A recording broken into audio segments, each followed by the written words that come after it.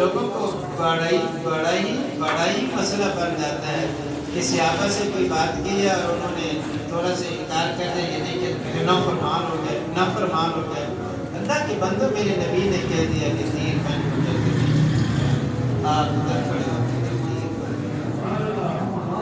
آپ ادھر کھڑے ہو کر تیر پھینکے، لیکن قسم بخدا میرے کریم آ کریں کوئی فتویٰ نہیں دیا تو میرے نافرمان ہو جائے۔ کیوں؟ بات محبت کی تھی نا، بات ادب کی تھی نا، بات احترام کی تھی نا جی۔ تو اس کو ادھر کھڑے ہو کر تیر مارے جائیں تو بات اچھی نہیں ہے۔ اگلا جملہ میرے کریم آ کر نے بڑا حسین سا، سرکار نے چاہت مت تم تیر اندازی کرو، میں تم دونوں کے ساتھ ہوں۔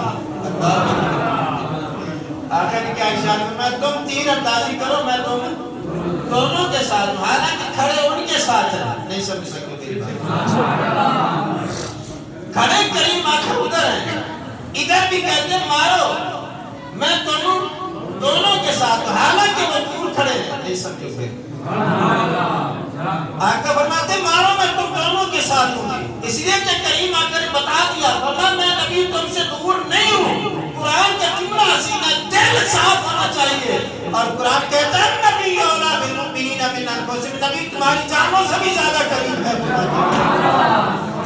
نبی تمہاری جانوں سے بھی زیادہ قریب ہے۔ شرط یہ ہے کہ دل میں حب مصطفیٰ ہونی چاہیے نا جی، اور دل میں میرے کریم آقا کا جب پیار ہو خدا کی قسم، پھر نبی دور نہیں ہے۔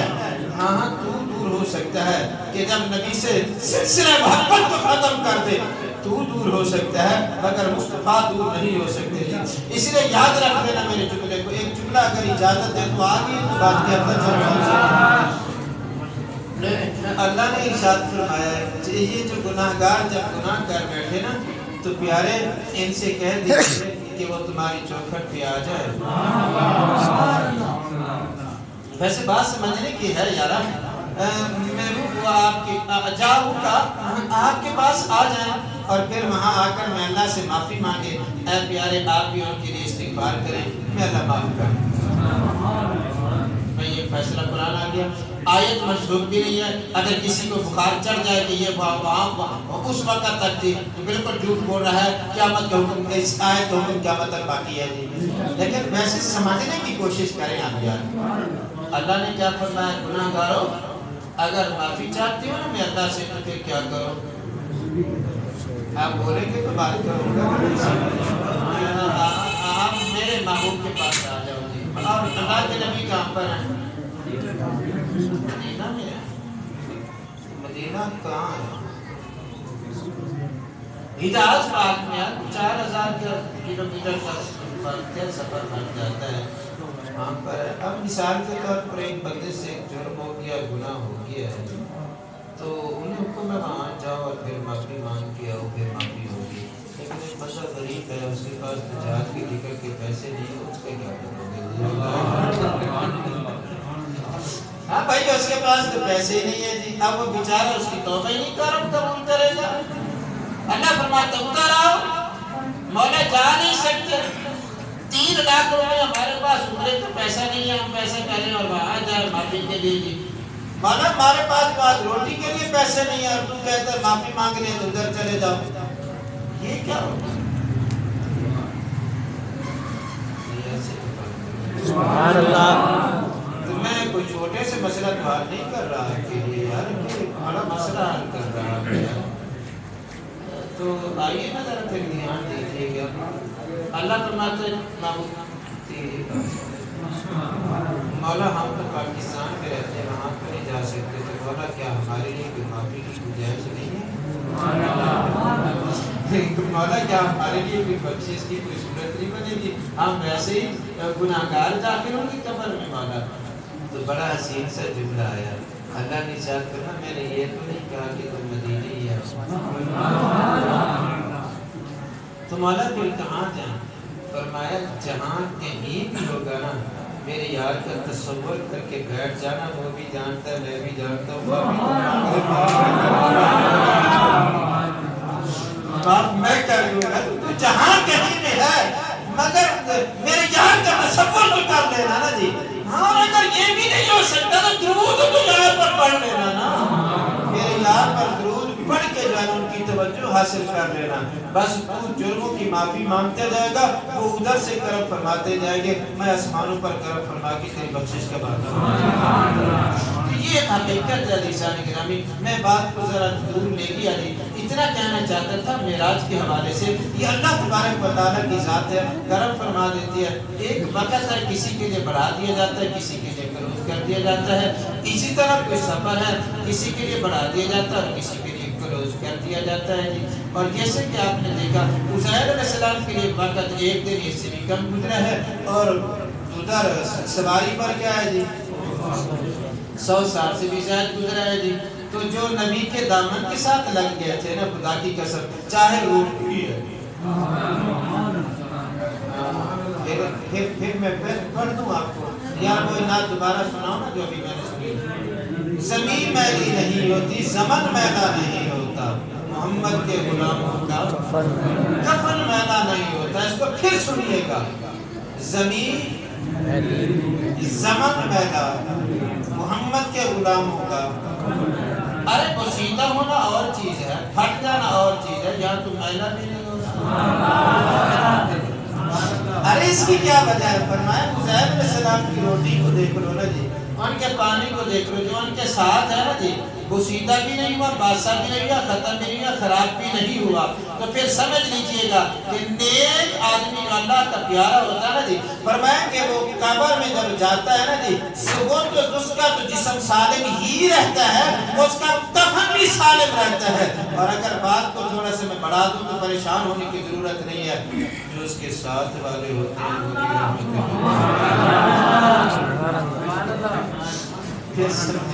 پھر سمجھے خدا رہی۔ اجازت دیتے کہ تھوڑی سی اب بھی دیکھنا، آپ کے ہاں بھی آپ کے بزرگ آ جاتے ہیں، ہمارے پاس بھی آ جاتے ہیں جی۔ مثال کے طور پر بجلی نہیں تھی نا جی، بزرگ آ گیا تو ان کے ساتھ 2-4 اور خلیفے بھی تھے، ساتھی بھی تھے، بزرگ سب بزرگ تھے، ایک تھے ادھر دیکھیں بیٹھے تھے۔ میں نے اٹھایا پنکھا، کس کے لیے؟ تھوڑا سا میں پنکھا کس کے لیے چلا رہا ہوں، لیکن ہوا کس کس کو لگ رہی ہے؟ ہوا کس کس کو لگ رہی ہے؟ چلایا پنکھا تھا ادھر، مگر ہوا جتنے بھی بیٹھے ہیں لگ رہی ہے۔ مجھے قسم ہے ربی ذوالجلال کی، رحمت خدا تو برس رہی ہے نیک پر یا مصطفیٰ کی ذات پر، مگر اس کی ٹھنڈک جو بھی کرو میں سب کو لگ رہی ہے۔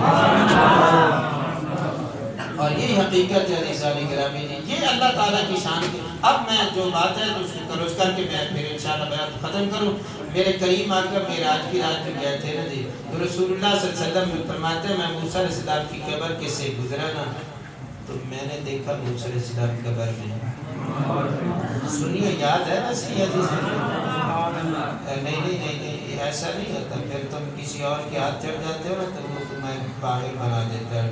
ڈنکے کی چوٹ پر کہو نبی زندہ ہے۔ میرے کریم آقا نے کیا فرمایا؟ میں نے موسیٰ علیہ السلام کدھر دیکھا، کیا کر رہے تھے؟ قبر اوپر ہوتی ہے نیچے۔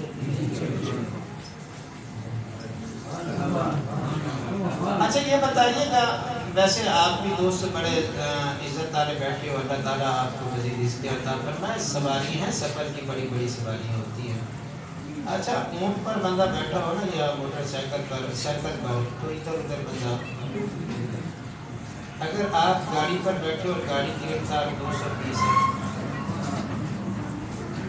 ادھر ادھر دیکھیں وہاں تو میں صاحب کا لگتا ہے جیسے درخت میں گھوم رہے ہوتے ہیں۔ ایسا یہ نہیں ہے جب تیز رفتاری کے ساتھ جا رہی ہوتی ہے جی، پتہ ہے نا 220 میں پتہ نہیں ادھر ادھر کیا ہو رہا ہوتا ہے، اور جو چلانے والا ہوتا ہے وہ دیکھتے رہے کہیں ایسا نہ ہو کہ خراب ہو گیا۔ یہ سواری ہے۔ اب میں پوچھتا ہوں، اور جب اتنی تیز آپ تو ویسے نظام بھی بن گیا ہے بیلٹ باندھ کر بیٹھے، پھر حالانکہ شیشے میں بند ہے سب کچھ ہے، ہوا بھی نہیں لگ رہی مگر بیلٹ باندھ دیا جاتا ہے۔ میں پوچھتا ہوں کہ میرے کریم آقا نے جس سواری پر گرا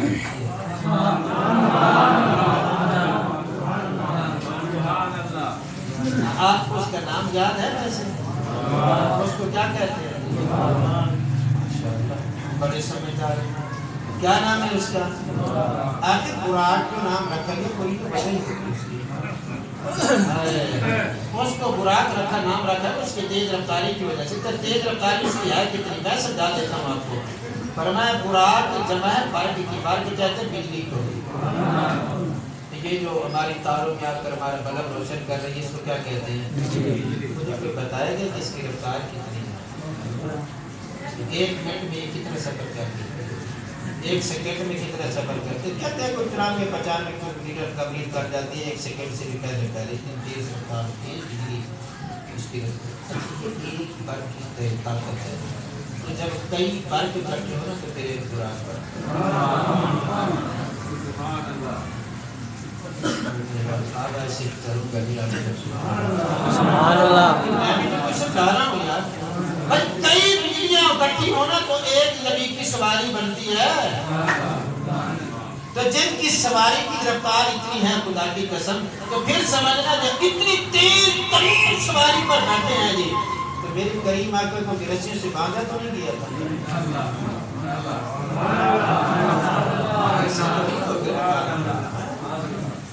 بھائی تو گاڑی میں بیٹھا، جہاز میں بیٹھا، بند ہے پھر بھی تجھے کیا ہے جی ڈال دیا جاتا ہے. وہ کیا ہے کہتے ہیں اس کو بینڈ باندھ لو. لیکن میرے کریم آتے ہیں تیز ترین سواری پر بیٹھے ہیں جی، نہیں بینڈ باندھے گے. کیوں؟ اگر وہ براق ہے تو یہ بھی تو نور خدا ہے نا. اگر وہ براق ہے تو یہ بھی تو نور خدا ہے نا. اس پر بیٹھنا برابر پھر مسئلہ کیا ہو گیا جی؟ اور پھر اتنی تیز ترین سواری پر میرے کریم آتا بیٹھے ہیں جی، بجلی سے بھی کئی بجلیاں اکٹھی ہو جائے. یہاں تو بندہ اینٹ پر نہیں دے سکتا. میں نظر مصطفیٰ پر قربان نہ جاؤں. سر اوپر نہیں نیچے بھی دیکھتے جا رہے ہیں. سر اوپر نہیں بلکہ مصطفیٰ تو نیچے بھی دیکھتے جا رہے ہیں، تہہ زمین بھی دیکھتے جا رہے ہیں. اور پھر یہ نہیں ہے کہ دیکھا کوئی شکل کھڑی ہے، نہیں. فرمایا کون کھڑا ہے؟ یہ فرمایا میں موسیٰ کے مزار سے گزرا ہوں تو کیا دیکھا ہے؟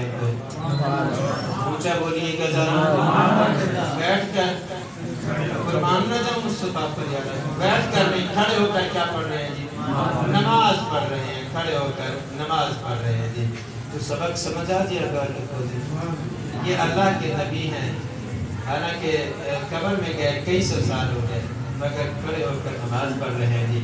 اگر موسیٰ علیہ السلام نبی ضرور ہے مگر میرے نبی کو امتی اور مقتدی بھی ہے. سبحان اللہ. میں لفظ بڑا بول گیا.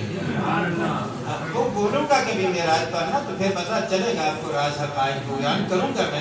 لیکن اتنا تو سمجھ لیجئے گا نا کہ موسیٰ علیہ السلام نبی ضرور ہے لیکن میرے کریم کی نسبت دیکھیں گے نا جی تو آپ کے امتی بھی ہے اور آپ کا مقتدی بھی ہے. تو جس نبی کے امتی ہوں ان کی شان یہ ہے کہ سینکڑوں سال کے بعد بھی قبر میں نمازیں پڑھ رہے ہیں. تو امام کی شان کا قبول کر لو گے جملہ دی. لیکن ایک جملہ تو اور قبول کرنا. اچھا یہ جو نماز مردے پڑھتے ہیں یا زندہ پڑھتے ہیں؟ نہیں سوچ رہے نا یار. نماز زندہ پڑھتے ہیں